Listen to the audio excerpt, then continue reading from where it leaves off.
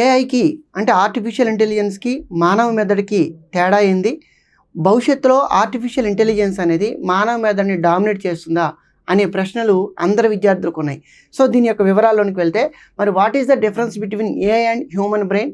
అంటే ఆర్టిఫిషియల్ ఇంటెలిజెన్స్‌కి మరియు హ్యూమన్ బ్రెయిన్‌కి మధ్య తేడా ఏంది? అనేది మనం ప్రధానంగా గమనించినట్లయితే ఏఐ అనేది ప్రధానంగా డేటా ఆధారితంగా పనిచేస్తుందని గమనించండి. కానీ మానవ మెదడుకి ఎటువంటి డేటా ఇవ్వకపోయినా కానీ తనంతట తనగా ఆలోచించే శక్తి కలిగి ఉందని గమనించండి. ఇక్కడే మీ అందరికీ అర్థమవుతుంది. ఏఐకి డేటా ఉంటేనే పనిచేస్తుంది. మానవుని మెదడుకి డేటా లేకపోయినా పనిచేస్తుంది. ఎటువంటి పరిస్థితుల్లోనైనా పనిచేస్తుందని గమనించండి.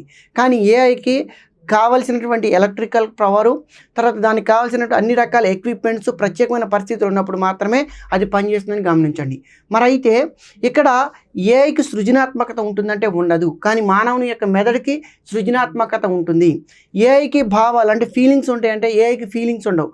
కానీ డేటా ఆధారితంగా, ఆల్గారిథం ఆధారితంగా, మ్యాథమెటిక్స్ ఆధారితంగా ఇది నిర్ణయాలు తీసుకుంటుంది.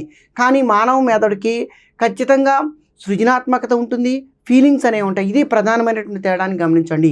మరి ఏఐ ఏది ఏదైతే ఉందో ఇది అక్యురసీ అండ్ స్పీడ్తో పనిచేస్తుంది. అంటే ఖచ్చితత్వంతో, తక్కువ తప్పులతోని, అసలు తప్పు లేకుండా ఏఐ పనిచేయగలుగుతుంది డేటా ఆధారితంగా.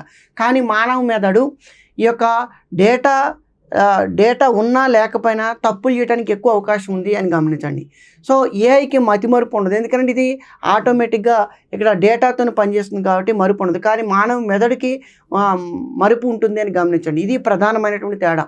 మరి భవిష్యత్తులో ఈ యొక్క ఏఐకి మానవ మెదడుకి మధ్య సంబంధం ఏంటంటే ఏఐ అనేది ఎప్పటికీ విజయం సాధించలేదు. కానీ మానవుడు కూడా ఎప్పటికీ ఓడిపోలేడు. కానీ ఏఐ విత్ హ్యూమన్ బ్రెయిన్ అంటే మానవ యొక్క మేధస్సు ఏఐతో ఇంటిగ్రేట్ అయితే ఆటోమేటిక్గా భవిష్యత్తులో చాలా విజయాలు సాధించడానికి అవకాశం ఉంది అని గుర్తుపెట్టుకోండి. Thank you అనడా.